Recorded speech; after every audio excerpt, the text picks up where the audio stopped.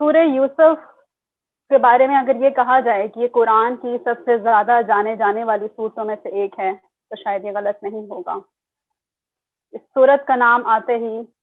حسن یوسف اور عشق زلیخا ذہن میں آتا ہے، لیکن میری آج کی اس سیٹنگ اس ٹاک کا بیجر جو ٹاپک ہے وہ حسن یوسف اور عشق زلیخا نہیں ہے، کیونکہ وہ ایسی چیز ہے جو آپ کو کسی بھی پلیٹ فارم سے مل جائے گی، چاہے اس کو شاعری کی صورت میں سننا ہو یا کسی اسکالر کی زبان میں سننا ہو یا آپ کو اس کو داستان گوئی کے طور پہ سننا ہو۔ کچھ اسٹوڈنٹس نے حسن نیز کے والنٹیئر کیا، میں نے بھی والنٹیئر کیا قصہ گوئی کے لیے، پھر جو تاریخ قریب آتی گئی سیشن کی احساس ہوا کہ کیا کر دیا۔ بہرحال اللہ کا نام لے کے کچھ نوٹس لکھے ہیں، کچھ چیزیں جو اس صورت کے بارے میں جنہوں نے مجھے فیسینیٹ کیا ہے میں آج وہ آپ لوگوں کے ساتھ شیئر کروں گی۔ اس سیٹنگ کو میں نے 3 ٹاپکس میں ڈیوائڈ کیا ہے۔ پہلا حصہ ہے تعارف کا، جس میں سورہ یوسف کا تعارف پیش کروں گی، اس کے بعد کہانی نویسی کے اسلوب پہ سورہ یوسف کے حساب سے تھوڑی سی بات ہوگی، اور تیسرا و آخری حصہ جیمز آف وزڈم ہے جو علم و عرفان و حکمت کے موتی اس صورت میں پنہا ہیں۔ جتنا وقت ہوگا اس کے حساب سے پھر ان کے اوپر بات ہو جائے گی۔ سورہ یوسف ایک مکی صورت ہے جس میں 111 آیات ہیں اور قرآن میں اس کا سیکوینس 12 بنتا ہے۔ سب سے پہلے بات ہوگی شان نزول کے بارے میں۔ جیسا کہ ہم سب جانتے ہیں کہ حضرت یوسف علیہ السلام بنی اسرائیل کے پیغمبر ہیں اور لفظ یوسف ہیبریو لینگویج کا ہے، لیکن علماء نے کہا ہے کہ چونکہ قرآن عربی میں نازل ہوا تو انہوں نے لفظ یوسف کو عربی لفظ اسفا کے ساتھ ملایا ہے۔ اسفا جس کے معنی ہے غم اور تکلیف۔ حضرت یوسف علیہ السلام کی پوری زندگی بچپن سے لے کے جوانی تک تکلیف سے بھری ہوئی ہے۔ نبی مصطفیٰ صلی اللہ علیہ وسلم کو اللہ تعالیٰ نے سورہ یوسف کا تحفہ اس وقت دیا جب عام الحزن تھا۔ خدیجہ رضی اللہ تعالیٰ عنہا اور حضرت ابو طالب اس دنیا سے کوچ فرما گئے تھے، اور حضرت یوسف علیہ السلام ہی کی طرح نبی صلی اللہ علیہ وسلم کے بھائی، ان کی برادری والے اہل قریش ان کو مکہ سے نکالنے کے در پہ تھے۔ تو اس وقت دھارس بندھانے کے لیے اللہ نے یہ صورت اپنے حبیب صلی اللہ علیہ وسلم پر نازل کی، اور سورہ یوسف کی تیسری جو آیت ہے اس میں اس کا ترجمہ ہے اور آپ اس سے پہلے اس چیز سے بے خبر تھے۔ اس پہ علماء کا یہ کہنا ہے کہ شاید یہ پہلی دفعہ نبی صلی اللہ علیہ وسلم حضرت یوسف علیہ السلام کے بارے میں سن رہے تھے، اور پوری کہانی انہوں نے سنی اور ان کو پھر یہ احساس ہوا کہ میرے علاوہ بھی ایک پیغمبر تھے جو ان سب غموں اور تکلیفوں سے گزرے، کیونکہ عام الحزن جیسا کہ ہم سب جانتے ہیں ایک بہت تکلیف کا سال تھا۔ دوسری شان نزول کی وجہ یہ تھی سورہ یوسف کی کہ یہودی نبی صلی اللہ علیہ وسلم سے پوچھتے تھے کہ بنی اسرائیل مصر میں کیسے پہنچے، تو اللہ تعالیٰ نے یہ کہانی اپنے حبیب پہ نازل کی اور اس کہانی کو احسن القصص بہترین کہانی کہا۔ اس صورت کے بارے میں ایک اور بات یہ ہے کہ یہ الف لام را سے شروع ہونے والی صورتوں کے سیٹ میں سے ایک صورت ہے۔ سورہ فاتحہ کو نکال کے سورہ آل عمران اور سورہ بقرہ الف لام میم سے شروع ہونے والی صورتیں ہیں، درمیان میں کچھ اور صورتیں آتی ہیں، اور 10ویں 11ویں 12ویں 14ویں اور 15ویں صورت الف لام را سے شروع ہوتی ہیں۔ اس کے بارے میں آپ کے ساتھ ایک حدیث شیئر کرتی جاؤں گی۔ ایک دفعہ ایک آدمی رسول اللہ صلی اللہ علیہ وسلم کے پاس آیا اور اس نے کہا اکرینی اکرینی، مجھے کچھ پڑھنے کو دیں، مجھے کچھ پڑھنے کو دیں۔ وہ آدمی بوڑھا تھا اور اس نے یہ کہا کہ اس کا دل بہت سخت ہے اور اس کی زبان بہت کڑوی ہے، یعنی اس کے دل میں نرمی نہیں تھی اور اس کی زبان جب بھی کوئی بات وہ کرتا تھا سختی سے کرتا تھا۔ تو رسول صلی اللہ علیہ وسلم نے اس کو کہا کہ تم الف لام را سے شروع ہونے والی صورتوں کی تلاوت کیا کرو۔ تو یہ صورتیں جو شخص دل کی نرمی اور زبان کی حلاوت چاہے اس کو چاہیے کہ وہ ان صورتوں کی تلاوت کرے۔ اب میں ذکر کروں گی اس صورت کے اندر استعمال ہونے والے اللہ تعالیٰ کے ناموں کا۔ ایک نام ایسا ہے جو صرف سورہ یوسف میں استعمال ہوا ہے، واللہ غالب علی امرہ، اور اللہ ہر چیز پر غالب ہے۔ اب ہم جب پوری کہانی کے بارے میں دیکھیں گے تو پھر ہم یہ دیکھیں گے کہ کس طرح سے اللہ کیوں یہ نام استعمال کر رہا ہے کہ ہر چیز پہ اللہ غالب ہے۔ تو جو واقعات جس طرح سے شروع ہوتے ہیں کہ ایک چھوٹے سے بچے کا کنویں میں پھینکا جانا، اس بچے کا بازار مصر میں رلنا، بیچا جانا، اور اس کے بعد کی تکالیف، تو انسان تڑپ اٹھتا ہوئے کہتا ہے کہ اللہ کے پیغمبر تھے لیکن کن تکالیف سے گزرے، پر اللہ تعالیٰ یہ کہہ رہا ہے کہ میں ہر امر کے اوپر غالب ہوں۔ دوسرا نام جو قرآن میں کہیں کہیں استعمال ہوا ہے، لطیف، ان ربی لطیف لما یشاء، میرا رب لطیف ہے، یعنی لطافت ہے اس کے اندر، سٹل ہے ان چیزوں کے بارے میں جو وہ چاہے۔ اور باقی دو اور نام ہیں علیم الحکیم، وہ سورہ یوسف کے اندر 3 مختلف مواقعوں پر استعمال ہوئے ہیں، ابھی میں تھوڑی دیر بعد ان کے بارے میں بات کروں گی۔ یعنی اللہ وہ ہے جو سب جاننے والا ہے، جو جانتا تھا کہ یہ بچہ یوسف کنویں میں پھینکا گیا، وہ جانتا تھا کہ اس بچے کے ساتھ کیا سلوک ہوا ہے، لیکن ساتھ میں وہ حکیم ہے، اس کی ہر چیز حکمت سے بھرپور ہے۔ کہ جو عام انسانوں کو جو چیز بہت ظالمانہ لگ رہی ہو، یا ہمیں کبھی ہماری زندگی میں ایسے واقعات ہوتے ہیں کہ ہم کہتے ہیں کہ اللہ کدھر ہے، وہ ہمارے ساتھ کیوں نہیں ہے، تو رب یہ کہہ رہا ہے کہ وہ ہر چیز کے اوپر غالب ہے، اور وہ باریک بین ہے، ہر چیز اس نے کیلکولیٹ کر کے رکھی ہوئی ہے۔ اور جب ہم سورت کے اختتام دیکھیں گے تو ہم دیکھیں گے کس طرح خوبصورتی سے اللہ تعالیٰ نے ہر بدی کو نیکی کے ساتھ پلٹ دیا۔ ایک آخری بات جو سورت کے بارے میں اس سیکشن میں کروں گی وہ یہ ہے کہ سورہ یوسف قرآن کی وہ واحد سورت ہے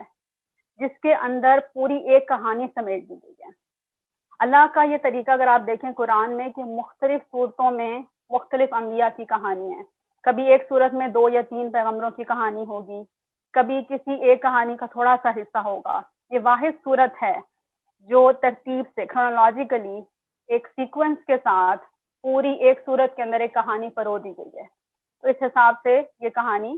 یونیک ہے، اور اللہ تعالیٰ کے اس کو احسن القصص کہنے کی ایک وجہ یہ بھی ہے۔ اب چلتے ہیں اگلے حصے کی طرف، کہانی نویسی۔ اللہ تعالیٰ جو لفظوں کا خالق ہے، وہ جو زبان کا خالق ہے، وہ جو بہترین کہانی نویس ہے، وہ اگر کسی کہانی کو احسن القصص کہتا ہے، قصوں میں سے بہترین قصہ، تو اس میں کیا وجہ ہے وہ ہم یہ دیکھیں گے کہ اگر سائیکولوجیکل پوائنٹ آف ویو سے بھی آپ دیکھیں تو اس کے اندر بہت حکمت چھپی ہوئی ہے۔ اللہ پہ توکل کے جو بہترین نتائج نکلتے ہیں وہ بھی اس صورت کے اندر پنہا ہیں۔ پیرنٹل ایڈوائس بھی صورت کے اندر ہیں، بہت سی چیزیں ہیں، اور تا قیامت لوگ اس پہ کام کرتے رہیں گے اور ان کو علم و عرفان کے موتی اس میں سے ملتے رہیں گے۔ احسن القصص ہے، قصص نکلا ہے لفظ قصہ سے۔ قصہ کا مطلب ہے اسٹیپ بائی اسٹیپ نیریشن، یعنی مختلف مراحل سے گزر کے جو ایک کہانی آتی ہے۔ یہ کہانی کے اندر بہت سے حصے ہیں جو ہم ابھی ڈسکس کریں گے، تو وہ اسٹیپ بائی اسٹیپ آتے ہیں اور کس طرح خوبصورتی سے ہر چیز ایک پیسفل ریزولوشن کی طرف جاتی ہے۔ احسن القصص کی علماء نے 3 مختلف طریقے سے ترجمے کیے ہیں۔ ایک تو یہ ہے کہانیوں میں سے سب سے بہترین کہانی، بیسٹ آف آل اسٹوریز۔ دوسرا ہے وہ بہترین طریقہ جس میں یہ کہانی سنائی گئی۔ تیسرا انہوں نے یہ ترجمہ کیا ہے کہ سورہ یوسف یا یہ کہانی، کیونکہ یوسف علیہ السلام کی کہانی ہے، تو یوسف علیہ السلام کی کہانی کا جو بہترین حصہ ہے وہ اللہ نے سنایا ہے اس سورت کے اندر۔ اس کو میں جوڑوں گی سورہ یوسف کی دوسری آیت سے، نحن نقص علیک احسن القصص، سورہ یوسف کی تیسری آیت میں ہے، اور دوسری آیت میں اللہ تعالیٰ کہتا ہے کہ ہم نے اس قرآن کو عربی میں نازل کیا۔ اس پہ علماء ان دونوں کو جوڑتے ہیں اور وہ یہ کہتے ہیں کہ عربی زبان کے اندر سورہ یوسف کی جو ورژن ہے یہ سب سے بہترین ورژن ہے۔ کہ یہودی جب نبی صلی اللہ علیہ وسلم سے پوچھتے تھے کہ بنی اسرائیل کس طرح مصر میں آئے، اور اللہ نے کہا کہ آپ بے خبر تھے اور اللہ نے یہ صورت نازل کی، تو وہ یہ کہہ سکتے تھے کہ ہمارے پاس بھی یہ کہانی ہے، سو ورڈ اگر آپ کے پاس بھی ہے، لیکن اللہ نے ان کو یہاں پہ منہ توڑ جواب دیا ہے کہ یہ کہانی بہترین ورژن ہے، اور یہ کہانی اس کہانی سے بھی بہتر ہے جو بنی اسرائیل کے پاس حضرت یوسف علیہ السلام کی تھی۔ اور کچھ جو لنگوسٹک اسکالرز ہیں قرآن کی، وہ یہ کہتے ہیں کہ نقصو جو ورڈ ہے، اس کی جو گرامر ہے، نحن نقص علیک احسن القصص، نقصو کا آنا احسن القصص بہترین کہانی کے ساتھ، اس چیز کی طرف بھی دلالت کرتا ہے کہ یہ قرآن میں سنائی جانے والی سب کہانیوں میں سے بھی بہترین کہانی ہے۔ اور اگر آپ دیکھیں کہ کس خوبصورتی سے اللہ تعالیٰ نے بند دیواروں کے اندر لوگوں کی ہونے والی گفتگو کا حال سنایا ہے۔ نبی صلی اللہ علیہ وسلم کا مصر والوں کے ساتھ کوئی تعلق نہیں ہے، کوئی لائبریری نہیں ہے، کوئی ای لائبریری نہیں ہے جہاں سے رسول اللہ صلی اللہ علیہ وسلم کو حالات پتہ چلیں۔ ان کے ارد گرد کے لوگوں نے کبھی شاید یوسف علیہ السلام کا نام نہیں سنا سوائے ان لوگوں کے جو اہل کتاب ہیں۔ اور یہاں پر اللہ تعالیٰ ہمیں کہانی سناتا ہے کہ محل کے اندر، بند کمرے کے اندر عزیز مصر اور اس کی بیوی کے بارے میں کیا بات ہوتی ہے، ایک مصر کی جیل میں قیدیوں کے درمیان میں کیا بات ہوتی ہے، کنعان میں یوسف علیہ السلام کے گھر میں ان کے بھائیوں کے درمیان میں کیا بات ہوتی ہے، یوسف علیہ السلام اور یعقوب علیہ السلام کے درمیان باپ بیٹے کے طور پہ کیا گفتگو ہوتی ہے۔ یہ ایسے ہی ہے جیسے کسی نے وہاں پہ ویڈیو کیمرہ فٹ کر دیا تھا کہ ہزاروں سالوں کے بعد بھی وہ کہانی محفوظ ہے، اور اتنی خوبصورتی سے کوئی کہانی اللہ تعالیٰ کے علاوہ کون سنا سکتا ہے کہ اتنے ہزاروں سال کے بعد بھی وہ کہانی محفوظ ہے۔ اور یہ اس چیز کی رسول اللہ صلی اللہ علیہ وسلم کی صداقت کی دلالت دیتی ہے کہ اللہ کے سوا کون ہے جو ان کو اتنے ہزاروں سال کے بعد اس کہانی کی اتنی اچھی بچی ڈیٹیلز بھی بتائے۔ اور قرآن کا یہ اسلوب ہے کہ وہ کہانی میں سے صرف وہی چیزیں بتاتا ہے جو ضروری ہیں۔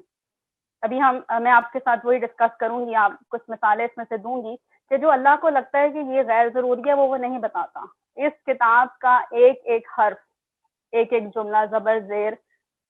علم و حکمت کے لیے ہے، اور وہ اپنا کام پورا کرتا ہے۔ اگر آپ کوئی ایک حصہ بھی نکال دیں گے تو اس کے بغیر جو اللہ نے پیغام دینا مقصود ہے وہ پورا نہیں ہوگا۔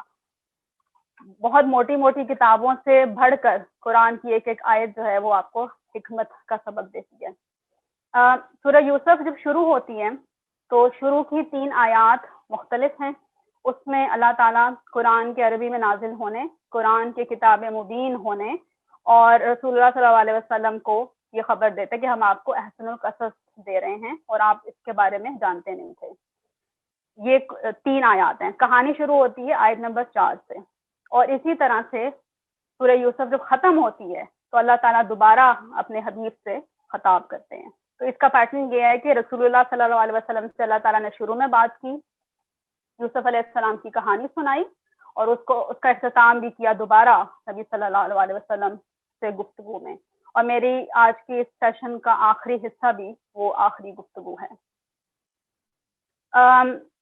جو چوتھی آیت ہے جس سے کہانی شروع ہوتی ہے، اس میں کہانی شروع ہوتی ہے باپ اور بیٹے کے خواب سے۔ اب جس طرح میں نے کہا کہ یہ کہانی اس میں اللہ تعالیٰ نے پک اینڈ چوز کیا ہے، اور وہ کیوں کیا ہے؟ کیونکہ اللہ نے صرف وہ ڈیٹیل بتانی ہے جو حکمت دے، جو انسانیت کو سبق سکھائے۔ مطلب گاسپنگ نہیں ہے یا اس کی گلاسنگ نہیں ہے، یہ ایک طرح سے ایک ڈیوائن کریکولم ہے جو اللہ تعالیٰ ہمیں دے رہا ہے۔ جیسے آیت نمبر 19 میں آپ دیکھیں، جب وہ قافلہ آتا ہے کنویں کے پاس اور ان کو بچہ ملتا ہے، وہ کہتے ہیں ہاذا غلام، یہ آیت نمبر 19 ہے۔ آیت نمبر 20 میں اللہ تعالیٰ ذکر کرتا ہے کہ یوسف علیہ السلام کے بھائی ان کو بہت کم قیمت پر بیچ دیتے ہیں۔ آیت نمبر 21 میں ایک ہیوج جمپ ہے، وہ ہے کہ عزیز مصر اپنی بیوی سے یہ کہہ رہا ہوتا ہے کہ بچہ ہمارے پاس آیا، ہم نے اس کا خیال رکھنا ہے۔ اب کنعان سے قافلہ چلا اور وہ مصر پہنچا۔ اس زمانے میں تو ایروپلینس نہیں ہوتے تھے کہ وہ جلدی سے پہنچ جائے، پتہ نہیں کتنے ہفتوں اور مہینوں کا سفر کر کے وہ پہنچے ہیں، لیکن اللہ تعالیٰ نے اپنے ڈیوائن وزڈم میں ضروری نہیں سمجھا کہ وہ ہمیں اس سفر کی تفصیل بتائے۔ تو عزیز 20ویں آیت میں ان کو بیچا گیا، 21ویں آیت میں عزیز مصر اپنی بیوی سے بات کریں، یعنی وہ مصر میں پہنچ بھی چکے ہیں اور اس کے گھر میں بھی آ گئے ہیں۔ آیت نمبر 22 میں اللہ تعالیٰ کہتے ہیں اور یوسف پختگی کی عمر کو پہنچ گئے، یعنی جوانی کی عمر کو پہنچ گئے، اور اللہ نے ان کو علم اور قوت فیصلہ دیا۔ اب یوسف علیہ السلام بچے تھے اور وہ بڑے ہوئے، اب اس دوران میں کیا ہوا ہمیں نہیں پتا، وہ مسٹری ہے، کیونکہ اللہ نے وہ بتانا مناسب نہیں سمجھا تو اس نے نہیں بتایا۔ آیت نمبر 23 میں زلیخا یوسف علیہ السلام کو بہلا پھسلا رہی ہے، وہ ہم اس واقعے پر پہنچ جاتے ہیں۔ تقریباً کوئی 2 سال پہلے میں نے فکشن رائٹنگ پہ کورس کیا، وہ ورکشاپ سٹائل کی ہماری کلاس تھی، اور اس کے اندر ہم لوگوں نے ایک ناول کے 3 چیپٹرز لکھنے تھے، ہر اسٹوڈنٹ نے 3 چیپٹرز لکھنے تھے۔ پھر سب جب لکھ لیتے تھے تو اسٹوڈنٹس میں ڈسکشن ہوتی تھی، اور ہمارے پروفیسر جو خود بھی ایک رائٹر تھے وہ بھی اس کو اپنی اوپینین دیتے تھے. اب جب میں اپنا چیپٹر لکھ کے ان کو دیتی تھی کئی دفعہ ایسے ہوتا تھا کہ وہ انڈر لائن کرتے تھے کوئی سینٹینس اور وہ مجھ سے یہ پوچھتے تھے کہ یہ کہانی یا یہ جو ناول آپ نے لکھا ہے اس کی اوور آل تھیم کو یہ سینٹینس کیسے سرو کرتا ہے. اس وقت تو کئی دفعہ اب میں تو کوئی رائٹر نہیں ہوں, میں I was just taking it for the sake of it because I enjoy story writing and story reading. تو میں لکھ دیتی تھی. اب جب وہ پوچھتے تھے کئی دفعہ تو میں ان کو وجہ بتا دیتی تھی, لیکن کئی دفعہ وجہ نہیں ہوتی تھی, وہ میں نے صرف لکھا ہوتا تھا. تو پھر وہ کہتے تھے اس کو نکالیں. تب مجھے پتا چلا کہ جب آپ اسٹوری رائٹنگ کر رہے ہیں, چاہے وہ شارٹ اسٹوری ہے یا ناول رائٹنگ ہے, اس کا ایک ایک جملہ اوور آل تھیم کو کنٹریبیوٹ کرنا چاہیے. اسی طرح سے وہ کیریکٹرز کہ کئی دفعہ رینڈملی کیریکٹرز انٹروڈیوس کرا. اب میرے جیسا جو ایک عام بندہ ہے جس نے بس شوگر سے لے لیا ہے, جو صحیح لکھا رہی ہیں ان کو تو اس چیز کا پتا ہوگا. اب مجھ سے کیریکٹرز کا پوچھتے تھے کہ یہ کیریکٹر کیسے سرو کر رہا ہے, تو کئی دفعہ ایک آدھ کوئی کیریکٹر ہوتا تھا جو میں نے ایسے ہی بیچ میں گھسایا ہوتا تھا اور اس کو پھر مجھے نکالنا پڑتا تھا, کیونکہ وہ جو اوور آل آپ کا تھیم ہے اس میں اس کا کوئی فائدہ نہیں ہے, وہ کوئی کنٹریبیوٹ نہیں کر رہا. تو یہ تو ہم انسانوں کی بات کر رہے ہیں, تو رب تعالیٰ جو کہ بہترین کہانی نویس ہے, اس کی کہانی میں کیسے کوئی بھی چیز ایکسٹرا ہو سکتی ہے. تو یہ جو میں نے ابھی مثالیں دی ہیں اس سے ہی پتہ چلتا ہے کہ یہ پورے قرآن میں بھی اللہ تعالیٰ نے صرف وہی بات کی ہے جو اس نے ضروری سمجھی, ورنہ تو قرآن لاکھوں صفحات کا ہوتا اور اس کو پڑھنا بھی ایک مشکل کام ہوتا. اسی طرح سے نام آپ دیکھ لیں, سورہ یوسف کی کہانی کے اندر یوسف علیہ السلام کا نام ہے اور کسی کا بھی نام نہیں ہے. ان کے باپ, ان کے بھائی, وہ شخص مصر سے جو ان کو خرید کے لایا, اور اس شخص نے اپنی بیوی سے کہا. اس کے علاوہ یوسف علیہ السلام جس شخص کے گھر میں رہ رہے تھے اس کی بیوی یا عورت نے ان کو بہلایا پھسلایا. یہ نام تو ہمیں بنی اسرائیل کی مختلف روایات سے اور ادھر ادھر سے ملتے ہیں, لیکن اللہ تعالیٰ نے صرف یوسف علیہ السلام کا نام لیا. یا ایک جگہ ہے اور آل یعقوب پر اپنی نعمت تمام کی, لیکن یعقوب علیہ السلام کا اس طرح نام نہیں ہے. یا ابتی, اے میرے ابا جان, یوسف نے اپنے ابا جان سے کہا. میں اس نے مجھے سوچنے پہ مجبور کیا کہ جو اسٹوری ٹیلنگ ہے اس میں بھی ہم دیکھیں جو فیری ٹیلز ہیں اکثر مین کیریکٹر کا نام ہے, جیسے سنڈریلا ہے. اب سنڈریلا کو پرنس بچاتا ہے, پرنس کا نام ہونا ضروری نہیں ہے, وہ ایک کیریکٹر ہے جس کا کام ہے کہ وہ سنڈریلا کو جوتا پہنائے, اس سے شادی کرے اور پھر وہ ہنسی خوشی رہیں. سنڈریلا کا نام ہے. اسی طرح سے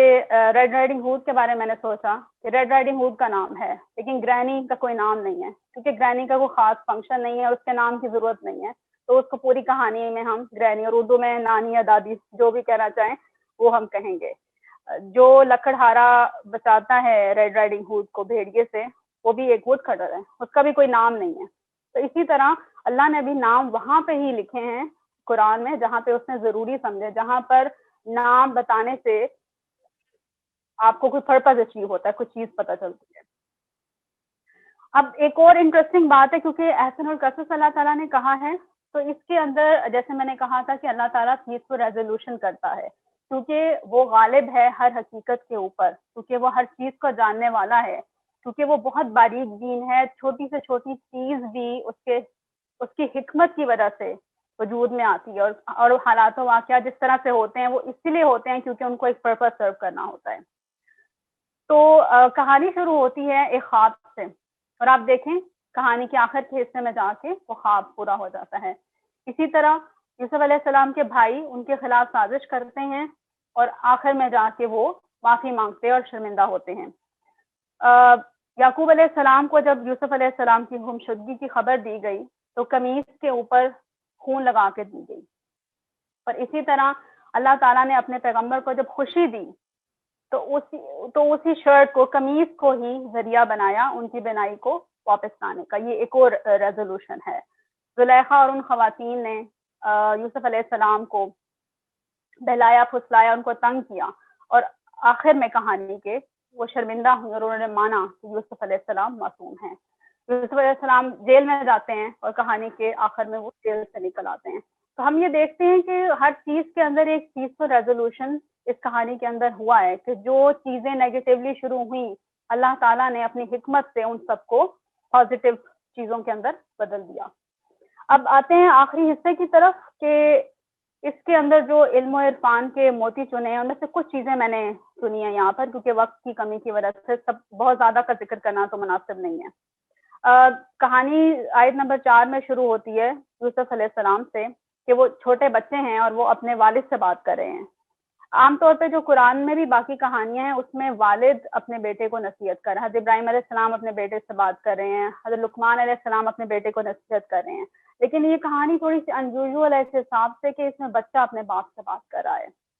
اب بچے کا اپنے باپ سے ایک عجیب و غریب خواب کے بارے میں بات کرنا یہ دکھاتا ہے کہ باپ اور بیٹے کی آپس کی کتنی قربت ہے, کہ اتنا عجیب خواب آنے کے باوجود وہ اپنے بھائیوں کی طرف یا اپنے کسی دوستوں کی طرف نہیں گیا, بلکہ وہ اپنے باپ حضرت یعقوب علیہ السلام کے پاس آیا اور بچے نے خواب سنایا. خواب میں ستارے ہیں اور ستارے رات کو ہوتے ہیں. اس کے بعد وہ کہتے ہیں اور میں نے سورج دیکھا. اب سورج تو دن میں ہوتا ہے, اور اس کے بعد پھر چاند, یعنی ستارے اور چاند نہیں, ستارے, سورج اور پھر چاند. تو خواب عجیب تھا اور بچہ بہت چھوٹا تھا, کچھ کہتے ہیں 7 سال کا, کچھ نے کہا ہے کہ وہ 10 سال کے تھے, چھوٹا بچہ تھا. لیکن اس کے باوجود بھی اس کو اتنا کانفیڈنس تھا کہ میں اپنے باپ سے جا کے کچھ بھی بات کر سکتا ہوں. تو یہ قرآن کا سبق ہے کہ باپ کا یا ماں کا اپنے بچوں کے ساتھ ایسا تعلق ہونا چاہیے کہ بچوں نے کچھ بھی کبھی بھی کہنا ہو, کتنی بھی عجیب و غریب بات ہو, وہ اپنے ماں باپ سے آ کر وہ بات کر سکیں. اب جب اللہ تعالیٰ یہ بات کرتا ہے یوسف علیہ السلام کی, اذ قال یوسف لأبیہ یا ابتی, یوسف علیہ السلام نے اپنے باپ سے کہا یا ابتی. اب باپ کا لفظ 2 دفعہ آیا ہے. اس میں گرامیرینز یہ کہتے ہیں کہ یہ بھی اس چیز کی طرف دلالت کرتا ہے کہ یوسف علیہ السلام کا اپنے باپ کے ساتھ کتنا پیارا تعلق تھا, کہ اللہ تعالیٰ یہ بھی کہہ سکتا تھا اذ قال یوسف لأبیہ, یوسف نے اپنے باپ سے کہا کہ ابا جان میں نے یہ خواب دیکھا. لیکن ہے یوسف نے اپنے باپ سے کہا میرے پیارے ابا جان, یا ابتی. اس میں جو ت ہے وہ اس چیز کی طرف دلالت کرتا ہے کہ یہ محبت اور شفقت ہے. یا ابھی نہیں کہا, یا ابتی. تو جو ہے وہ محبت کو بھی یہاں پہ شو کرتا ہے اور رسپیکٹ کو بھی, کہ انہوں نے بہت پیار سے اپنے باپ سے بات کی کیونکہ ان کو بہت محبت تھی. اور ایک اور بات جو ٹرم انہوں نے مفسرین نے ایک اور بات یہ کہی ہے کہ یہ رسپیکٹ کا ایلیمنٹ اس لیے بھی دیا کیونکہ یوسف علیہ السلام کو سمجھ آ گئی تھی کہ خواب کا مطلب کیا ہے. ان کے 11 بھائی تھے, 11 ستارے تھے, اور سورج اور چاند, اور وہ نبی بھی تھے. اور کچھ ان آیات کی گرامر بھی ایسی ہے جس سے یہ پتہ چلتا ہے کہ ان کو سمجھ آ گئی. اب ایک چھوٹا سا بچہ یہ دیکھ رہا ہے کہ میرے سے بڑے بھائی اور میرے ماں باپ مجھے سجدہ کر رہے ہیں, تو وہ گھبرا گئے کہ یہ پتہ نہیں یہ کیا ہو رہا ہے, یہ ایسا کیوں ہو رہا ہے, کیونکہ بچے عام طور پر تو یہ نہیں سوچتے کہ ان کے ماں باپ اور بڑے بھائی ان کو سجدہ کر رہے ہیں. اور ساتھ میں ان کے اندر یہ ذہن میں یہ بات بھی ہے کہ شاید ڈس رسپیکٹ کا ایلیمنٹ نہ ہو, کیونکہ جو بائبل کے اندر اس کہانی کی ورژن ہے, جب یوسف علیہ السلام نے حضرت یعقوب علیہ السلام کو یہ بتایا تو وہ غصے میں آئے اور انہوں نے کہا کہ ہم تمہیں سجدہ کریں گے, لیکن قرآن ہمیں ایسی کچھ بات نہیں بتاتا. اب جب یعقوب علیہ السلام کا جواب اگر ہم سنتے ہیں تو یا بنیہ, یا بنیہ بھی ہے میرے پیارے بیٹے, جیسے ہم اردو میں کہتے ہیں میرے پیارے چوچو, میرے شہزادے, یعنی محبت کا بہت زیادہ ایلیمنٹ ہے دونوں طرف سے. تو یہ ایک قرآن کا سبق ہے کہ ماں باپ کا آپس کا تعلق کس طرح سے ہونا چاہیے. ایک اور جو حکمت کی بات ہے جو اگلی آیت میں جب وہ خواب سنتے ہیں یعقوب علیہ السلام, تو وہ یوسف علیہ السلام سے یہ کہتے ہیں کہ اپنے بھائیوں کو یہ نہ بتانا. اس میں سے یہ بھی ایک پوائنٹ نکلتا ہے کہ آپ کو بطور انسان پتہ ہونا چاہیے کہ آپ کو کب کس کو کیا بات بتانی ہے. یا ہمارے خاندان کے اندر ہی ایسے لوگ ہو سکتے ہیں کہ جن کو ہمارے سے مسئلہ ہو, جالسی ہو, یا کوئی بھی اور مسئلہ ہو. تو ضروری نہیں ہے کہ وہ آپ کے خاندان والے ہیں یا آپ کا بلڈ ہیں تو آپ ان کو ہر بات بتائیں, بلکہ حکمت کا تقاضا یہ ہے کہ چاہے اپنے بہن بھائیوں میں سے کوئی ہو, اگر آپ کو لگتا ہے کہ ان کو بتانا مناسب نہیں ہے تو آپ نہ بتائیں. اسی طرح اللہ تعالیٰ کی حکمت ہی ہے کہ وہ ایون انبیاء کو بھی جب ضرورت ہوتی ہے اس وقت انفارمیشن دیتا ہے, ہر وقت ساری انفارمیشن نہیں دے دیتا. علیم الحکیم جو میں نے کہا تھا کہ نام 3 مختلف جگہوں پر آیا ہے. پہلی دفعہ آیا ہے جب یعقوب علیہ السلام نے خواب سنا یوسف علیہ السلام کا, اور انہوں نے کہا کہ اللہ تعالیٰ تمہیں بہت رتبہ عطا کرے گا, تمہیں خوابوں کی تعبیر کا بتائے گا, آل یعقوب پہ اپنی نعمت تمام کرے گا. یعنی خوشی کے موقع پر انہوں نے کہا کہ اللہ تعالیٰ جاننے والا ہے اور وہ حکیم ہے, کہ اس کو سب چیزوں کی خبر ہے. دوسرے موقع پر بنیامین کی جدائی کے موقع پر جب وہ یوسف علیہ السلام نے ان کو اپنے پاس رکھ لیا اور بھائیوں نے آ کے خبر دی کہ بنیامین مصر میں رہ گئے ہیں, تو اس وقت یعقوب علیہ السلام نے دوبارہ اللہ کے یہی نام استعمال کیے, علیم الحکیم, کہ میرا رب جاننے والا ہے, حکمت والا ہے. یعنی ان کا اللہ تعالیٰ کے اوپر جو ریزولوشن تھا وہ اتنا اسٹرانگ تھا کہ ابھی بھی انہوں نے کہا کہ میرا رب جانتا ہے, اور انہوں نے یہ بات بھی کہی کہ وہ مجھے امید ہے کہ وہ ان کو مجھ سے ملا دے گا, یعنی یوسف علیہ السلام کو, بنیامین کو, اور اس بیٹے کو جو مصر میں رہ گیا تھا. ان کا جو ایمان ہے وہ متزلزل نہیں ہوا، کہ رب تب بھی جانتا تھا جب خوشی کی بات تھی، رب تب بھی جانتا ہے جب غم کی بات ہے، اور اس کی ہر چیز حکمت سے بھرپور ہے۔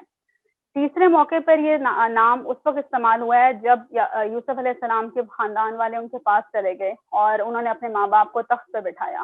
اور انہوں نے یہ کہا کہ اللہ تعالیٰ نے میرا خواب سچ کر دکھایا ہے، اور میرا رب لطیف ہے، باریک بین ہے اور علیم الحکیم ہے۔ تو یہ مختلف مواقع پہ استعمال ہوئے ہیں کہ جو ہمارے لیے سبق ہے کہ اچھا وقت ہو یا برا ہو، ہمارا یہ یقین متزلزل نہیں ہونا چاہیے کہ رب کی ذات جاننے والی ہے اور رب کی ذات حکمت والی ہے۔ کچھ عرفانی حقیقتیں ہیں جو امام جعفر صادق رضی اللہ تعالیٰ عنہ کی طرف سے ہیں، وہ میں آپ لوگوں کے ساتھ سے شیئر کروں گی۔ جب انہوں نے کہا ہے کہ جب قافلے والے جب انہوں نے کہا ھذا غلام، کہ یہ ہمیں لڑکا ملا ہے، اور انہوں نے اس کو کم قیمت پر بیچ دیا، تو وہ کہتے ہیں کہ ان سے اللہ نے حقیقت چھپا لی حضرت یوسف علیہ السلام کی۔ اگر ان کو حقیقت پتہ چل جاتی تو وہ مر جاتے، اور ان کی زبانیں کبھی بھی یہ والے الفاظ نہ ادا کر سکتی کہ یہ غلام لڑکا ہے، بلکہ ان کو پتہ چل جاتا کہ یہ اللہ کے پیغمبر ہیں۔ اور حضرت جعفر صادق رضی اللہ عنہ یہ بھی کہتے ہیں کہ تم لوگ اس چیز پر حیران ہوتے ہو کہ یوسف علیہ السلام کو ان کے بھائیوں نے اتنی کم قیمت پر بیچ دیا، لیکن تم لوگ خود اپنی آخرت کو دنیا کی چھوٹی سی خواہش کے لیے یا اپنی تھوڑی دیر کے لیے نظر بھرنے کے لیے بیچ دیتے ہو، کہ اللہ قریب ہے کہ اللہ تعالیٰ تم پر اپنی نعمت تمام کرے، لیکن تم دنیا کا سودا کر لیتے ہو۔ اور اب میں چلوں گی آیت نمبر 31 کی طرف، جس میں زلیخا کی یوسف علیہ السلام سے محبت کے لیے شغفہ حبا کا لفظ اللہ نے استعمال کیا۔ امام جعفر صادق کی تفسیر ایسے کرتے ہیں کہ یہ وہ محبت ہے جو دل کو اس طرح سے گھیر لے کہ جس طرح سے بادل آسمانوں کو گھیرتے ہیں، کہ انسان نہ کچھ سوچنے کے قابل رہے نہ کچھ سمجھنے کے قابل رہے۔ اور انہوں نے زلیخا کی محبت کو کہا کہ ایسے ہی جیسے کوئی شخص کسی دنیا کی چیزوں کی خواہش کرتا ہے، ایک بیسر لیول کا جو لور ہوتا ہے، اور اس کو انہوں نے کمپیئر کیا ہے ان خواتین کی محبت کے ساتھ یا ان خواتین کی آ کے ساتھ جنہوں نے کہا تھا حاشا للہ ما ھذا بشرا، کہ حاشا للہ، حیرت کا اظہار ہونے سے کہ یہ کوئی انسان تو نہیں ہے، ان ھذا الا ملک کریم، بلکہ یہ تو کوئی بزرگ فرشتہ لگتے ہیں۔ اس سے وہی کہتے ہیں کہ ان خواتین پر ان کی پیغمبرانہ شان تھوڑی سی ظاہر ہو گئی تھی، جس کی وجہ سے ان کی جو دنیاوی خواہش یا جو ہوس ہے وہ بیٹھ گئی، اور وہ اس کے اوپر غلبہ پا لیا پیغمبرانہ شان نے، کہ وہ یہ کہہ اٹھی کہ یہ کوئی عام انسان نہیں ہے بلکہ یہ کوئی فرشتہ ہیں، اور اس کو انہوں نے ریپرزینٹ کیا ہے ہائر لور کے ساتھ، اور زلیخا کی محبت کو انہوں نے ریپرزینٹ کیا ہے ایک بیسر لور کے ساتھ۔ اچھا، اب ایک اور جو پوائنٹ ہے جو بہت اچھا اور ایک بہت خوبصورت پوائنٹ ہے اللہ کی حکمت کا، کہ جب یوسف علیہ السلام مصر میں کنعان میں کنویں میں تھے تو اللہ نے اجازت نہیں دی ان کی خوشبو کو یعقوب علیہ السلام تک پہنچنے کی، کیونکہ اس ٹائم پہنچ جاتی تو وہ ان کو نکال لیتے اور جو سب کچھ ہونا تھا وہ وہیں کا وہیں رہ جاتا۔ لیکن ہزاروں میل دور مصر میں جب اللہ کا اذن ہوا تو وہاں سے یعقوب علیہ السلام کو خوشبو آ گئی۔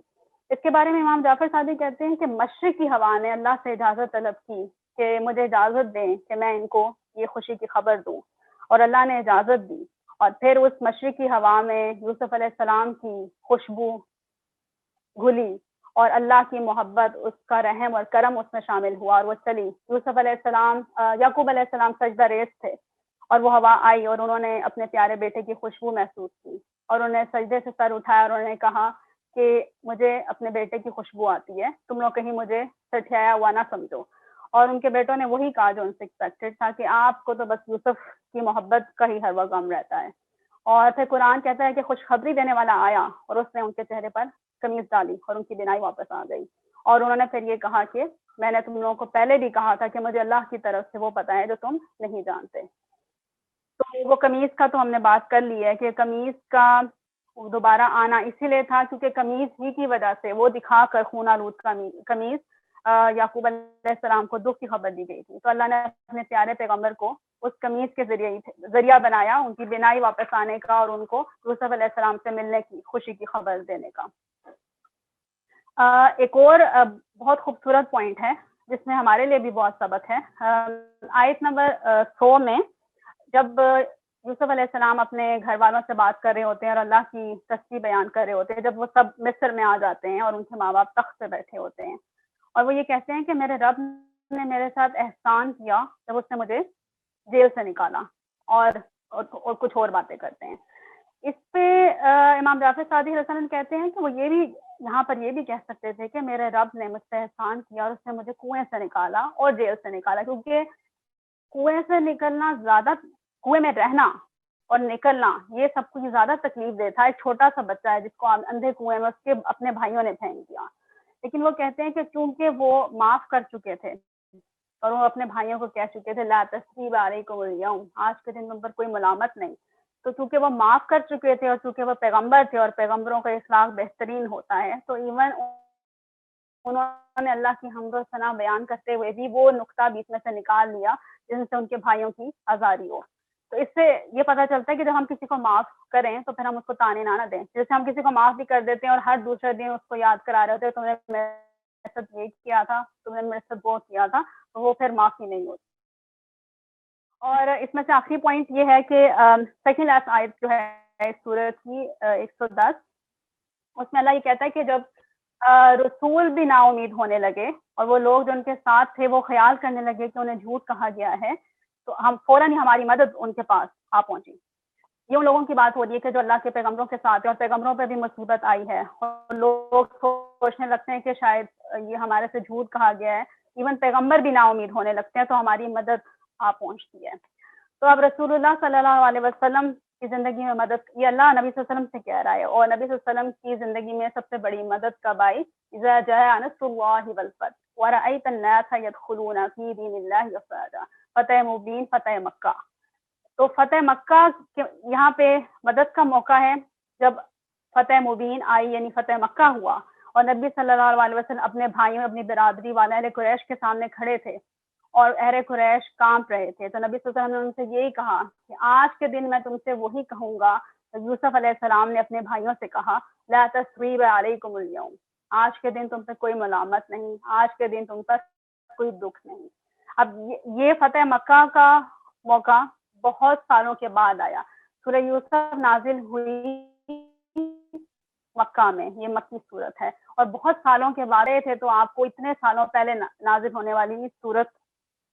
کی یاد آئی، اپنے پیارے بھائی کی جو انہی کی طرح مسائل میں سے گزرا تھا اس کی یاد آئی، اور انہوں نے ایگزیکٹلی وہی کوٹ کیا تو یوسف علیہ السلام نے اپنے بھائیوں کے لیے کوٹ کیا تھا۔ جزاکم اللہ خیرا کثیرا۔